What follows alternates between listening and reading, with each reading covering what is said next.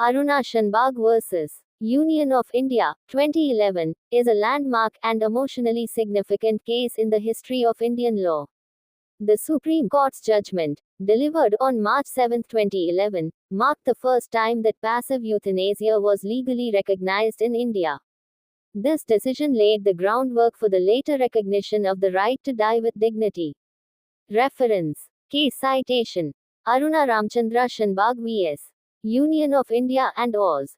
2011-4, S.C.C. 454. Koram. The judgment was delivered by a division bench comprising Justice Markanday Karju and Justice Gyansudha Misra. Subject facts. Aruna Shanbag was a nurse at King Edward Memorial, KEM, Hospital in Mumbai. On November 27, 1973, she was brutally sexually assaulted by a hospital sweeper. In the attack, she was strangled with a dog chain, which cut off the oxygen supply to her brain.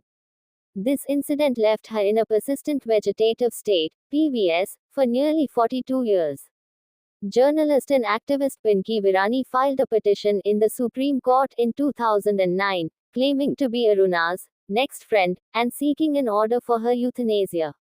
Virani argued that Aruna's life was a subhuman condition, and that prolonging her suffering was a violation of her right to live with dignity.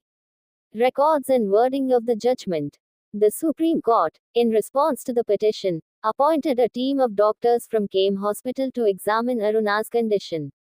The medical panel reported that while Aruna was in a vegetative state, she was not brain dead and showed some responses to stimuli. The hospital staff, who had cared for her for decades, opposed the mercy-killing plea. On March 7, 2011, the Supreme Court delivered its judgment.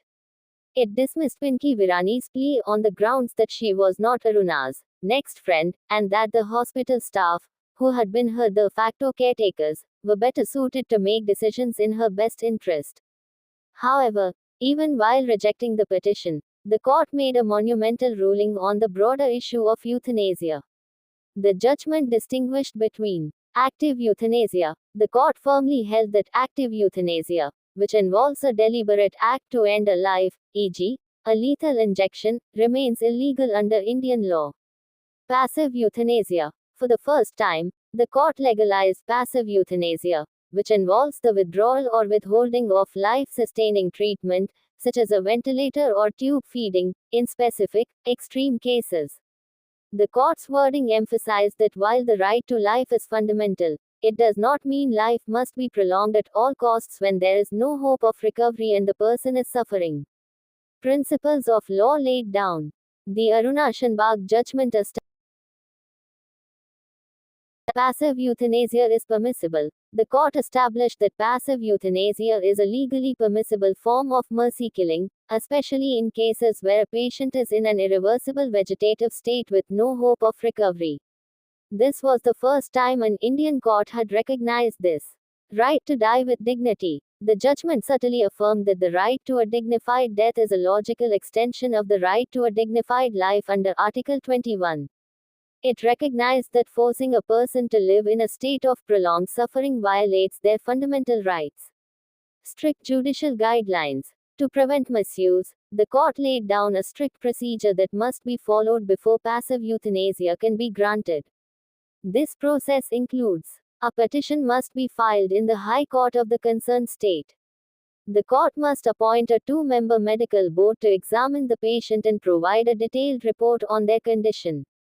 The High Court, after considering the expert medical opinions and the views of the patient's family or next friend, must make the final decision. This judicial oversight was designed to act as a safeguard, ensuring that the decision is not taken lightly or for malicious purposes. The Aruna Shanbag case was a compassionate and cautious step towards recognizing a person's autonomy in end-of-life care. Although the plea for Aruna's own euthanasia was denied, the judgment paved the way for the more comprehensive ruling in the Common Cause vs. Union of India, 2018, case, which eventually recognized living wills as well.